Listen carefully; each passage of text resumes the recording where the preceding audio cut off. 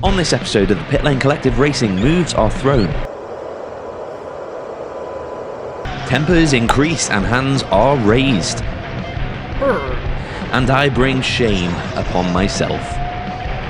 Oh, that was embarrassing.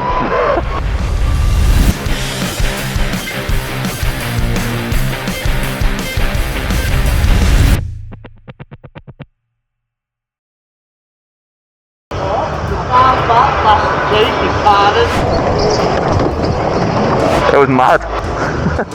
Are you boosting up the ramp? Oh.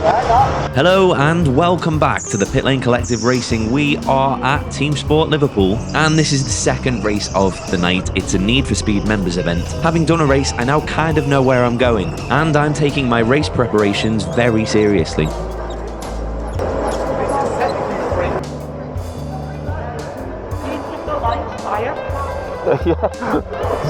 We did sit here for a while and yeah, you can tell we got a bit bored. But thanks to the magic of editing, I can cut all that out. So let's go racing.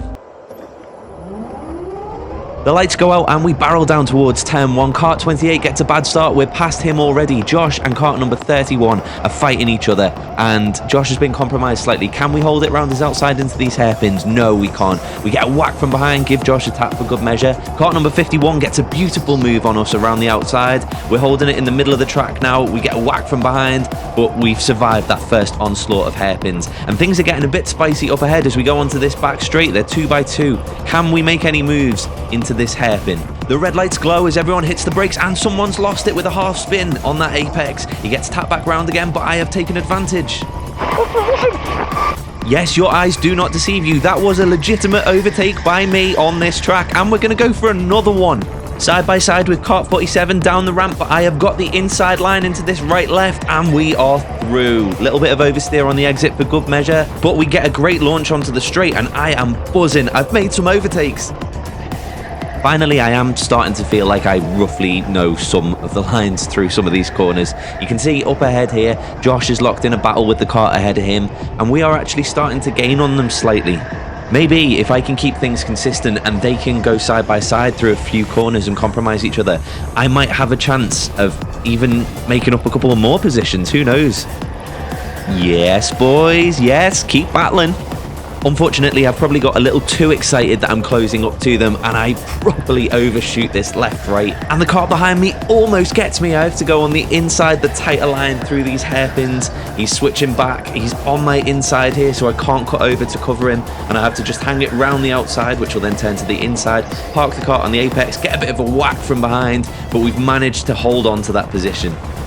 The track is so tight through those hairpins that, to be honest, if the guy ahead chooses to just park his kart on the apex or run in the middle of the track, there's not really much you can do to get past him. And I have used that to my advantage, but now we're into the more open sections of the track, and I get an awful run through this right-left, which just leaves the door wide open, and the kart behind me gets a much better exit through there, and he's got me. I fancy my chances at getting the position back though, and he runs deep through that weird little chicane thing which puts me right on his bumper. But as we go through the first of the hairpins, the yellow flag comes out. Someone's parked it in the wall and that kind of calls quits on that battle for the time being. And now begins what I shall refer to as the age of the yellow flag. Historians can never agree on when the age of the yellow flag began, or indeed for how long it lasted. Seasons came and went.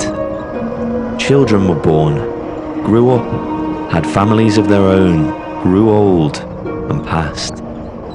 Sometimes in the dead of night around the embers of a dying fire, the ancestors would talk of this thing that they called racing. But what it was and what it stood for had long since been forgotten, if indeed it had ever existed in the first place.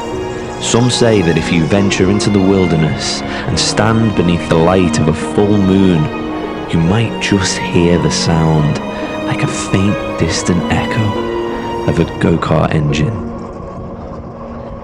Right, yeah, sorry, got a bit carried away there, but my god, that yellow flag lasted for such a long time. So long, in fact, that everyone actually closed up, so as we go green, we are racing for position with everyone ahead.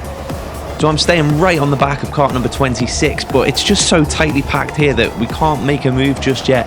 Josh is side by side with kart 51. 26 sees an opportunity, goes down the inside to capitalise the 3 wide up ahead, and we lose a position there to kart number 45. Checking over my shoulder because we are right in the pack now. This is tight. We've all just hit the limiter there. You could see the karts equalise in speed, so now it's all about the brakes into this tight right hairpin and the drive up the bridge. Kart 45 thought about going defensive for a second there, but I haven't got any drive on him, so that's fine. We'll tuck in behind him and we'll follow everyone down this ramp and see if anyone can get brave on the brakes as we head into this right-left. Nope, we're all in single file. But Kart 45, amazing exit through that corner. He got that rotated so nicely on the brakes, and he's up past 26. But he runs deep into this chicane, and Kart 26 is coming back at him. He sends it down the inside. They collide. And I go for the switchback on both of them. That felt so good. Finally able to capitalise on someone else's mistakes. We're going to park the kart in the middle of the track now to just make sure no one sends it on us. Get the exit out of this corner onto the long straight, and we're good. 2 positions gained. Is there a chance we can maybe get more? Up ahead, Josh is holding back kart number 51, who seems to be a little bit quicker at this point in the race.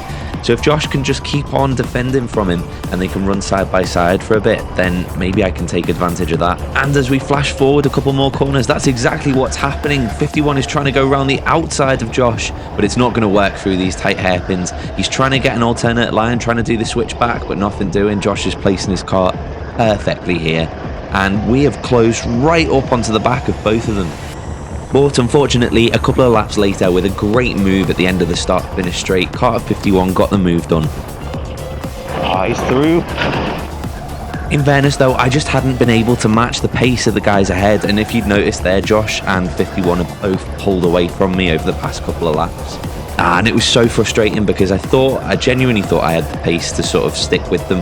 But once they'd sorted out their battle, they were gone. And so I think I just started getting a bit frustrated and overdriving the car, turning more aggressively, trying to stomp on the brakes a bit harder, and it didn't work out for me.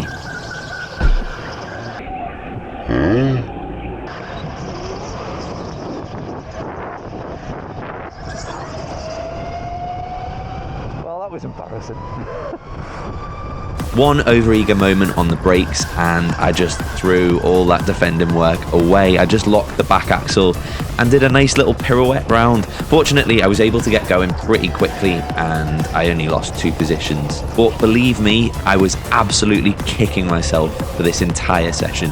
Now I find myself on the bumper of kart 26, and I do think I'm a little quicker, so maybe I can make a move. Little nudge of his bumper through there. He chucks up his hand in frustration. Sorry, buddy.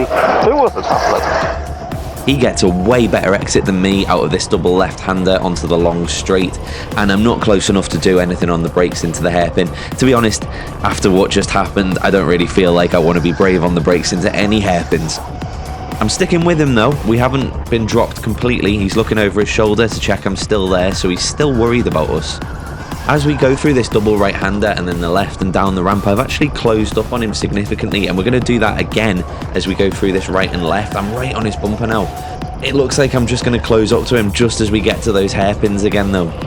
And unless he makes a mistake, I don't really feel like there's much of an opportunity here, but we'll see what we can do anyway. He keeps it tidy through the first chicane. This left and right, nothing doing there, but we are right with him. Can I get a better exit than him out of this final left-hander? Well, he's clipped the apex, which has sent him a little wide, and we are with him. There's only a kart length or 2 in between us, but I just don't feel like I'm close enough as we get to this hairpin again to send a move on the brakes. So we stick in behind him, try and get a good run up the ramp, and maybe I can use that knowledge that I'm quicker than him in the next section of the track to get a move done. Heading down the ramp now, my only thought is about getting a great exit out of this final corner. He does brake earlier than me. We're able to carry more speed through the corner, and we have closed up to him, but we're just back to these hairpins again now. I know that we're probably in the final laps of this race, so if I'm going to make a move, it's going to have to be pretty sharpish, but he keeps it tight through this left-hander. We give him a little tap, not close enough to send it down the inside into this right-hander, and then he gets a much better exit out of this left-hander. That's consistently been my weakest corner so far on this track, or definitely in this race anyway. Unless you count that hairpin, which, you know, actually, yeah, in fairness, that's quite a bad corner for me too. He runs a little wide through there, so if we can get a better run on him, we're close as we go up the ramp, and there's the checkered flag.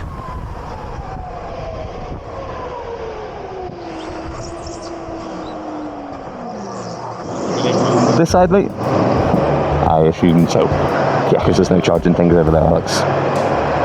Use your brain. And that is it for this video. Thank you so much for watching. If you've got any recommendations for any other tracks I should visit, please do let me know. I'm up for trying some new stuff.